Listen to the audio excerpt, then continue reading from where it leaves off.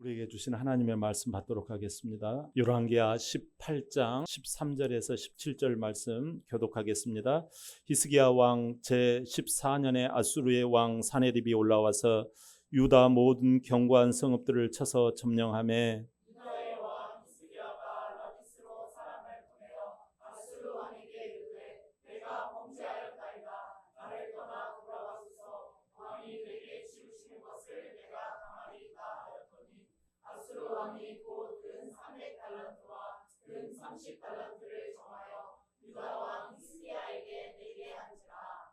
히스기야가 이에 여호와의 성전과 왕궁 곳간에 있는 은을 다 주었고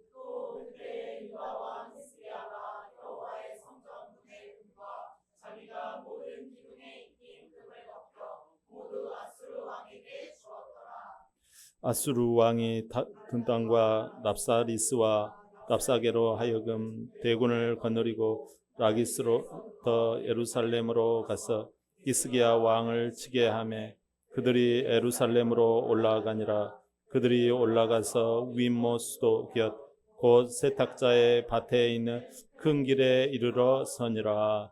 아멘. 자, 오늘 우리에게 주시는 말씀 제목 같이 한번 고백합니다. 자, 시작. 히스기야의 믿음과 시련. 오늘 히스기야의 믿음과 시련. 지난주 말씀에 남유다 히스기야 왕은 그 최악의 왕 아버지 아하스로부터 왕위를 이어받았음에도 불구하고 어릴 때부터 제사장의 딸인 이 어머니의 가르침을 따랐다라는 우리 그 모델을 어머니에게서 모델을 받았다. 어렸을 때 그렇게 양육을 받았다라는 이야기를 들었어요. 어머니의 가르침을 따랐고 왕이 돼서는 자기 아버지를 모델링하는 것이 아니라 이 왕 중에 왕이었던 다윗 왕. 다윗 왕은 항상 하나님을 왕으로 모셨죠. 그래서 하나님의 말씀, 영적 가르침을 중요하게 여겼다라는 거예요. 오늘 말씀은 이런 히스기야에게 느닷없이 후폭풍이 닥칩니다. 저 북쪽 오랑캐 아수르가 침입한 거예요. 1차 침입, 2차 침입으로 위기가 몰려옵니다. 사건 발단은 그의 아버지 아하스 왕이 아수르에게 조공을 바쳐서 이 아수르의 우상을 섬기고 또 문화까지도 우리가 아수르를 따라가렵니다. 막 이렇게 했거든요. 나는 아수르의 아들입니다. 막 이렇게 했잖아요. 근데 그 아들 히스기야는 그렇지 않아요. 오히려 반대예요. 하나님 보시기에 죄된 그 산당을 없애버리고 아수르의 우상 신도 없애버리고 문화도 척결해버려요. 결정적인 것은 아수르에 대한 조공을 하지 않습니다. 조공을 끊어버리고 오히려 아수르와 같은 편을 먹고 있던 영향력을 받고 있던 저 블레셋을 쳐서 공략을 해버립니다. 그것을 보고 있던 이 아수르가 계속 눈에 거슬리는 거지요. 우리가 하나님의 근간을 바로 세우려고 하면 반드시 이 후폭풍이 옵니다. 왜 그래야 되는데요? 이러는 게 와요. 히스기야는 하나님의 근간, 우리가 하나님의 근간이 여러 가지 있습니다. 날에 대한 근간. 오늘 이렇게 예배자로 선 것은 날에 대한 근간을 아름답게 세운 여러분들 정말 축복합니다. 여러분, 이 하나님의 근간을 세우고 이렇게 하니까 자, 이제 오늘 이제 이 부분인데요. 자, 13절 한번 볼까요? 13절 본문 13절 시작. 히스기야 왕 제14년에 아수르 왕 사네립이 올라와서 유다 모든 견고한 성읍들을 쳐서 점령하며 아멘. 자, 여러분, 히스기야라는 그 걸출한 그 인물이 힘들고 어려운 환경 가운데 함몰되지 아니하고 하나님의 사람으로서 갈 길을 가는 거예요. 그러니까 형통함이 왔다고 우리가 지난주에 우리가 끝머리에서 형통하였다라는 것을 우리가 봤잖아요. 그것도 잠깐. 자, 무슨 일이 벌어져요? 이 개혁식 신앙으로 잘 인생이 풀린가 싶더니 14년 만에 저 북방 오랑캐 아수르가 쳐들어와요. 유다의 신앙 모습이 눈에 거슬리는 거예요. 순식간에 침략해가지고 이 유다의 6개 성이 함락을 당해버립니다. 그리고 백성들이 무려 20만 명이 포로가 잡혀버립니다. 졸지에 벌어진 일이에요. 이런 후폭풍에 이 히스기야 왕은 너무 놀라가지고 그냥 어떻게 할 줄을 모릅니다. 제가 14절 한번 읽어볼게요. 유다 왕 히스기야가 라기스로 사람을 보내어 아수르 왕에게 이르되 내가 범죄하였나이다. 나를 떠나 돌아가소서. 왕이 내게 지우시는 것을 내가 당하리이다 하였더니 아수르 왕이 곧 은 300달란트와 금 30달란트를 정하여 유다 왕 히스기야에게 내게 한지라. 아멘. 졸지에 그냥 성읍들이 함락이 되고 백성들이 그냥 포로가 딱 잡히고 하는 바람에 이 히스기야의 대처가 어떻게 해요? 아이고, 내가 잘못했습니다. 내가 죄를 졌습니다. 하라는 대로 할 테니까 제발 아수르 왕 사네립이시여 철군해 주십시오. 이렇게 이야기를 한 거예요, 여러분. 사네립은 뭐 은 300달란트, 뭐 금 뭐 30달란트 지금 막 줄줄이 이걸 열거를 하고 있죠. 이거 어마어마한 거예요. 이게 뭐예요? 내가 용돈이 부족하니까 용돈 달라고 하는 거예요? 아니에요. 전쟁 배상금을 내라는 거예요. 가혹한 전쟁 배상금을 내라는 거예요, 여러분. 자, 우리 그 돈을 마련하기 위해서 히스기야는 어떻게 하는지 볼까요? 다 같이 본문 15절 시작. 히스기야가 이에 여호와의 성전과 왕궁 곳간에 있는 은을 다 주었고, 아멘.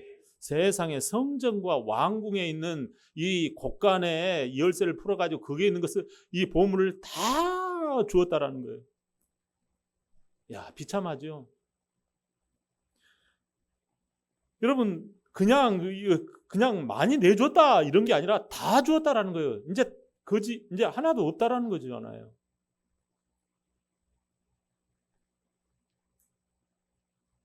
자, 여러분, 그래서 물러갑니다. 히스기야는 이걸 전쟁 배상금을 처리하고 난 다음에 그는 여러 가지를 생각했겠지요. 아니, 내가 뭐를 잘못했을까? 내가 뭘 잘못했지? 자, 그렇게 생각할 즈음에 또 일이 벌어집니다. 그 다음이 문제예요. 전쟁 배상금을 받았던 이 아수르 사네립이 또 다시 유다를 재침공해요. 이 히스기야의 태도를 꼬투리 잡는 거예요. 아, 우리보다 저 애국과 더 친하게 지내네? 이런 식이에요. 아, 이제 안 되겠네. 저 유다도 손보고 저 애국도 손봐야 되겠다. 세계적인 강대국, 미국보다도 힘이 세 보이는 저 애국을 그 당시 공략을 해야 되겠다라는 거예요. 이게 아주 그 위세가 당당하죠, 아수르가. 그래서 3명의 이 장관들을 앞세워서 쳐들어옵니다. 3명의 장관들의 이름이 장관이 뭐예요? 다르단, 또 랍사리스, 또 랍사게. 이 3명의 이 장관을 세워가지고 공략을 하라는 거예요. 이 이름들은 사람 이름이 아니에요. 다르다는 군대 장관의 직급이에요. 또 랍사리스는 황관장이라는 직급이에요. 랍사게는 술 맡은 관원장이라는 직급이에요.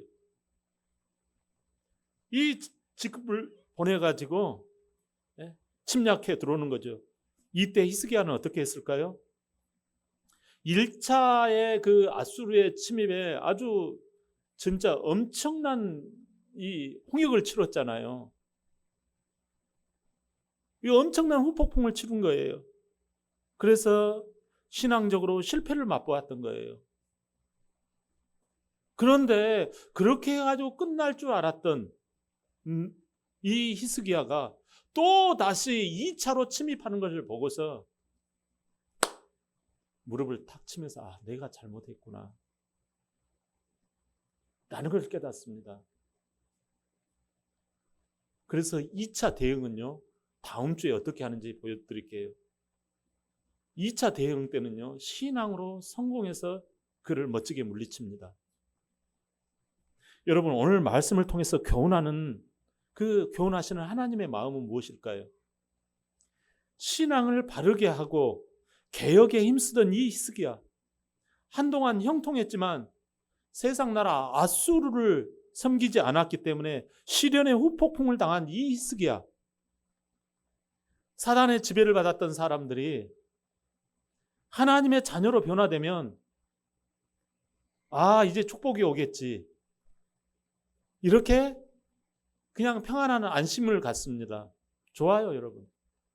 그렇게 하셔도 됩니다. 하나님을 우리가 믿고 따르고 교회 생활하고 믿음 생활하면 하나님이 반드시 여러분에게 축복을 주세요. 여러분, 하나님을 믿으면 또 하나 오늘 내용이 그거예요. 고난과 시련의 후폭풍이 있다라는 사실이에요.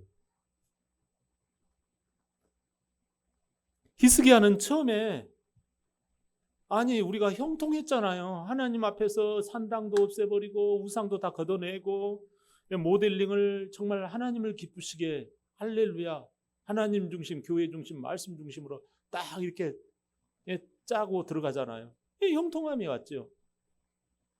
안 온 게 아니에요. 형통함이 왔어요. 여러분, 그렇게 하나님 우리에게 축복만 주시겠지 하고 있다가 갑작스럽게 한 방 먹은 거예요. 아수르로부터 당한 거예요. 그래가지고 엄청난 진짜 줄 거 다 줘버렸잖아요. 그러면서 또 쳐들어온 걸 보고서 깨어 있어야 되겠구나. 이걸 깨닫고 2차 아수르와의 전쟁 때는 승리합니다. 믿으면 두 가지가 와요.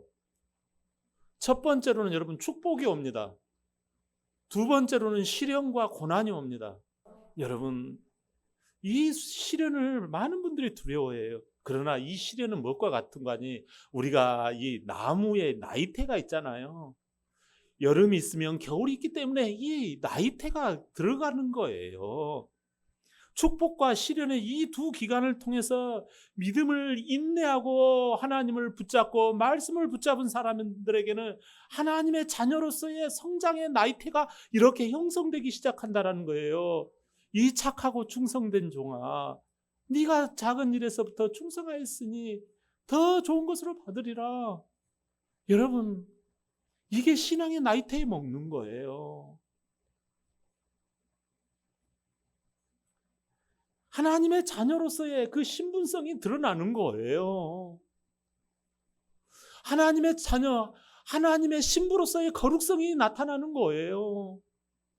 신부가 지키려고 신랑 때문에 이 몸 간수하고 이 옷을 정결하게 간수하는 것이 신부 아닙니까? 우리는 그리스도의 신부인 줄 믿습니다. 하나님의 자녀의 신분이자 또 그리스도의 신부라는 신분이 있어요. 그렇게 하면서 성장이 되는 거예요. 할렐루야. 욥기 23장 10절 볼까요? 시작. 그러나 내가 가는 길을 그가 아시나니 그가 나를 단련하신 후에는 내가 순금되어 나오리라. 아멘. 내가 가는 길. 이 믿음의 사람 욥이 지금 하는 이야기 아닙니까? 동방에 이 욥과 같은 의인이 없었다고 이야기를 해요. 욥기 시작할 때 동방에 이런 사람이 없었다. 마음 순전하게 하나님을 경외하고 의인이었다고 말씀해요. 그는 늘상 하나님을 찾았고 기도했고 자녀를 위해서 축복했던 그러한 사람들이에요. 그러한 사람이에요. 그는 자녀가 10명이 되었고 하나님이 다산에 복을 주셔가지고 자녀가 10명이었고 가축 때만 해도요 10,000마리가 넘어요. 여러분, 가축 10마리만 있어도 부자인데 가축이 10,000마리가 넘는다고 하니 이거 진짜 할 말 다 했지요. 이런 축복을 하나님이 주시는 줄 믿습니다. 우리가 상상하지 못할 하나님의 놀라운 은혜와 복이 임하는 줄 믿습니다. 아멘입니까? 아멘. 근데 여러분, 욥기 조금 들어가다 보면요 사단이 나타나가지고 제가 뭐 부자니까 저렇게 하나님을 잘 섬기고 뭐 신앙생활 잘하죠 하고 까불을 댔잖아요. 그때부터 어떻게 되어져요? 자녀들이 아프기 시작하고 날벼락이 떨어지고 벼락을 맞고 재산을 다 잃어버리고 심지어 아내마저도 너의 하나님을 욕하고 죽으라 막 하고 부부싸움 일어나고 막 자식들이 아버지 난리 치잖아요. 자기 몸도 비실비실대고. 이게 뭐예요? 그러면서도 어디 욥이 나를 욕하는 거 한번 보자. 근데 하나님을 욕하지 않아요? 응? 욥이 그 진짜 몸이 막 온몸에 진짜 온갖 종기가 나고 악창이 막 나고 아내마저도 이혼하자고 덤벼들고 그런 상황 가운데서도 하나님을 욕했나요? 이런 시련의 후폭풍, 고난의 후폭풍 끝에 하나님은 어떻게 해요? 10,000마리의 갑절이 얼마예요? 20,000마리 이상의 하나님의 복을 주신 줄 믿습니다. 할렐루야. 여러분, 이게 나이테라는 말이에요. 나이테. 나의 가는 길을 오직 그가 아시나니 그가 나를 단련하신 후에 나를 연단시킨다라는 거예요. 욥은 이 모든 것을 참아내는 비결이 뭐다? 나를 뭐한다? 연단시키는 작업이다. 뭐 하는 작업이다? 순금 만드는 작업이다. 정금 만드는 작업이다. 아멘. 로마서 8장 17절 시작. 자녀이면 또한 상속자 곧 하나님의 상속자요 그리스도와 함께 한 상속자니 우리가 그와 함께 영광을 위하여 고난도 함께 받아야 할 것이니라. 아멘. 우리의 신분은 뭐하다? 상속자의 신분이라는 거예요. 천국의 상속자. 할렐루야. 아멘. 여러분, 우리는요 겉으로 보면은 뭐 아무것도 없는 것 같아도 이 엄청난 우리의 이 신분이라는 걸 아셔야 해요. 상속자, 천국의 축복을 상속하는 그러한 사람에게는 반드시 필수 과정이 뭐다? 고난의 나이테가 있다라는 사실이에요. 여러분, 정말 이 고난의 나이테는요 나중에 하나님의 이 상속자의 신분이 드러나는 귀한 계기가 되는 줄 믿습니다. 디모데후서 3장 12절 볼까요? 시작. 무릇 그리스도 예수 안에서 경건하게 살고자 하는 자는 박해를 받으리라. 아멘. 여러분, 자, 이 정말 축복을 받으려면 경건하게 살아야 되거든요. 하나님의 말씀 앞에 그걸 지키며 사는 것이 경건이거든요.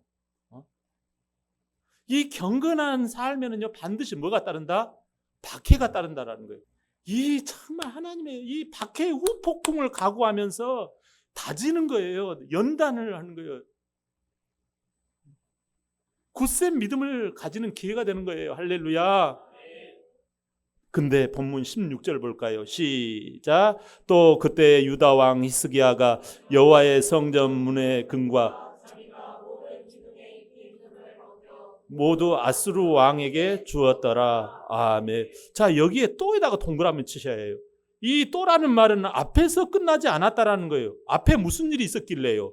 히스기야가 1차 아수르 침공 때 사네립이 처음 들어올 때 성전과 왕궁 그 창고에 은금 보물을 다 주면서 타협을 했잖아요. 아, 나 하나님만 섬기고 나 잘못했다. 모르고 그랬다. 왜? 너무 졸지에 당했으니까. 48개 성읍과 20만 명이 포로가 돼버리니까 너무 놀래버린 거예요. 그래가지고 얼떨결에 자기도 그냥 마음에 대처를 안 하고 있는 상태에서 확 마귀가 들어와 버리니까 놀래가지고 나 모르고 그랬다 막 이렇게 나가는 거예요. 타협을 하기 시작하잖아요. 전쟁 배상금 나 없어요. 그랬더니 뭐라 그래요? 안 돼. 너 다 꺼내. 없는데요?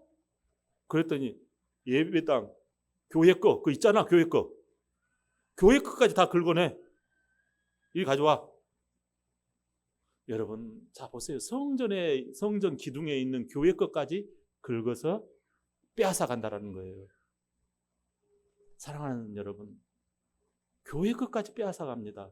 이거 마땅히 교회에 드려야 될 것인데 교회 것인데 자기가 그냥 쓱 가져가 버려요. 이게 타협 신앙이에요. 그래서 막무가내로 성전 기둥에 금까지 벗겨내라고 한 거예요. 히스기야는 여기에서 교훈을 먹은 거예요. 아하, 적당히 타협하면 신앙의 축복이 지켜지지 않는구나 라는 거예요. 여러분, 축복을 지키는 비결이 뭐예요? 타협하지 않는 거예요. 사단은 하나님을 믿어라. 그러나 이번은 어쩔 수 없잖니. 이렇게 유혹을 해요. 타협하게 만들어요. 한 번이 두 번이 됩니다. 여러분, 자꾸 한 번이 두 번 되는 사람 있습니까? 슬금슬금. 자, 두 번이 세 번 되게 합니다. 죄의 체질이 되는 거예요. 교회를 다녀도. 자, 무섭잖아요. 회개도 지키려고 하는 사람이 회개를 하는 거예요. 싸워보려고 막 피 흘리기까지 싸우는 사람이 하나님 내가 이랬나이다 이렇게 하는 것이지, 싸우지 않는 사람은 회개도 안 들어갑니다. 야, 참 무서운 현상이에요 이게.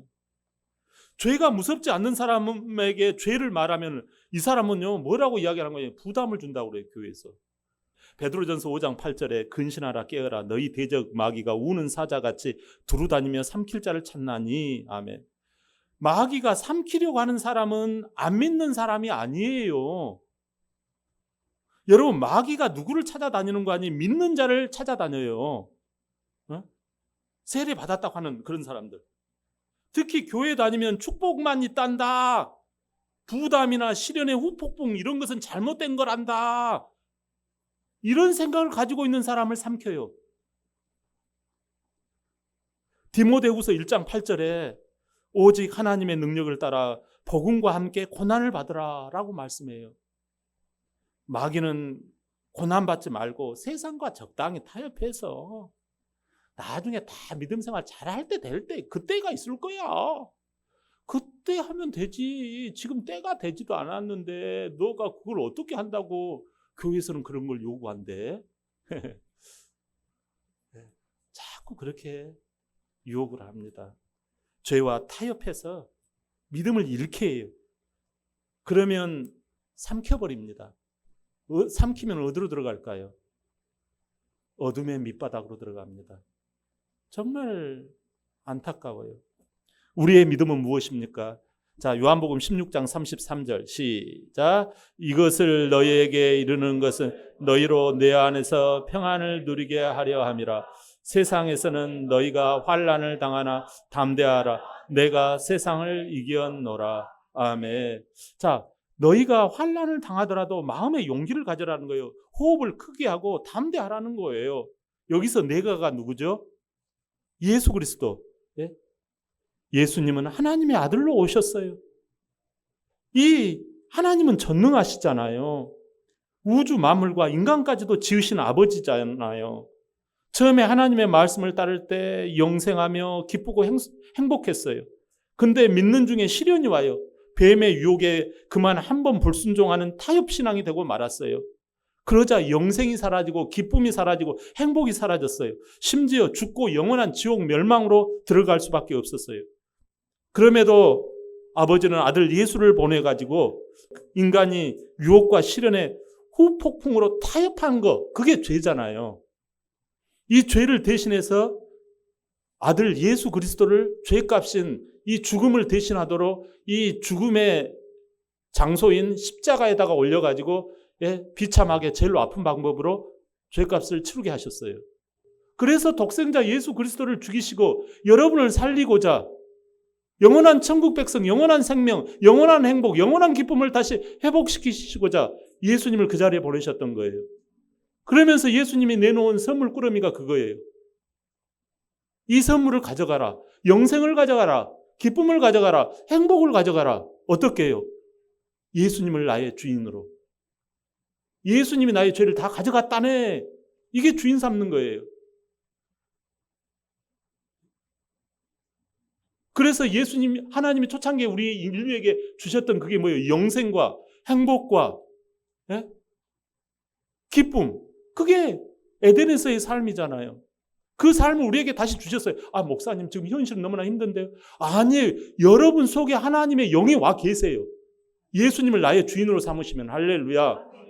하나님의 자녀된 신분에게는 이걸 법정적으로 땅 하고 선포돼 있어요. 너는 하나님의 자녀란다. 너는 하나님의 신부된 신분이란다. 할렐루야. 그래서 나는 그렇게 믿고 나의 성품을 예수님 기뻐하시는 성품으로 가지고 가는 거예요. 죄와 타협하지 않는 거예요. 현실에 이런 현상 저런 현상 야 타협하자. 그러더라도 어차피 예수 신분 하나님의 자녀된 신분으로서 살아가는 우리에게는 당연히 축복도 오지만 고난도 오거니와. 할렐루야. 그래서 그리스도의 복음에 합당한 삶을 살아가는 거예요. 우리가 이 프라이드 이 영적 이 프라이드, 나는 하나님의 자녀다. 누가 나를 어떻게 하랴. 나는 그리스도의 대사다 말이지. 나는 하나님의 대리자다. 나는 왕 같은 제사장이다. 나는 하나님의 택한 백성이다. 이걸 누가 주셨어요? 예수 그리스도의 그 자녀된 신분에게 이게 다 들어오거든요. 여러분, 지금 여러분 직장이나 가정이나 모든 환경에서 어려움이 왜 없겠어요? 그러나 그곳에서 여러분, 여기서 이겨내셔야 해. 여기서 이겨내시면 여러분 하나님의 축복이 옵니다. 할렐루야. 위장된 축복이에요. 여러분, 고난 같은 거 걱정하지 마세요. 그럼 그 축복 받고 난 다음에 또 고난이 있을까요? 없을까요? 또 있어요. 그게 나이테처럼 이렇게 돌아가요. 예수님이 이건 이겨놓은 싸움이야. 담대하라. 내가 세상을 이겨놓으라 그러잖아요. 마귀의 무기는 뭐예요? 마귀의 무기. 예, 죽음이잖아요. 너 죽어. 이거잖아요. 예, 죽음을 꺾어버렸다니까요. 다시 살아나 버렸다니까요.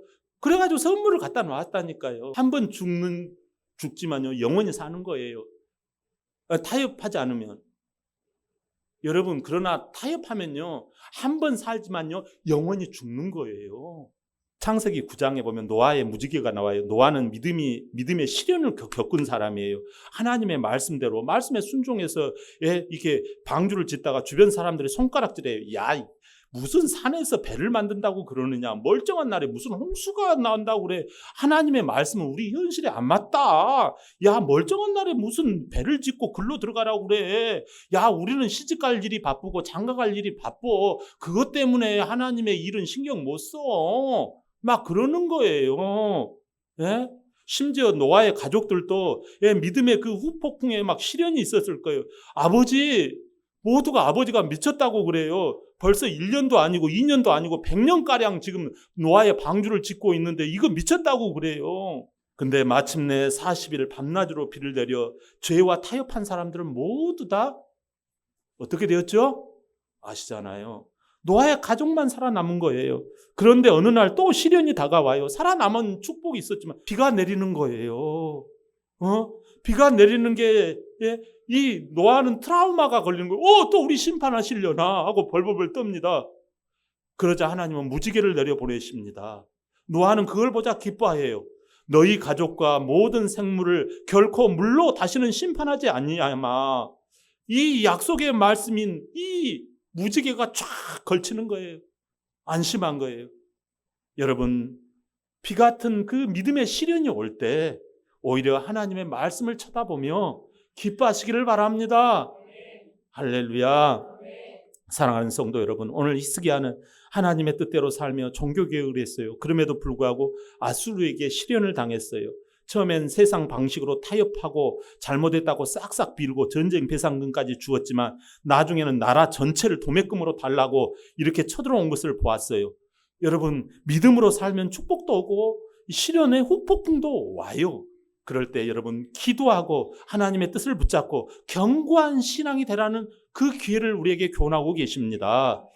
교회는 축복의 공동체지만 시련 속에서도 믿음으로 견고해져가는 공동체예요. 세일 나눔 때 시련 속에서 나는 이러이러한 어려움이 있었지만 나는 이렇게 견고한 나의 모습을 내가 증거합니다. 그러한 아름다운 간증이 있는 한 주간이 되시기를 주의 이름으로 축원합니다. 아멘.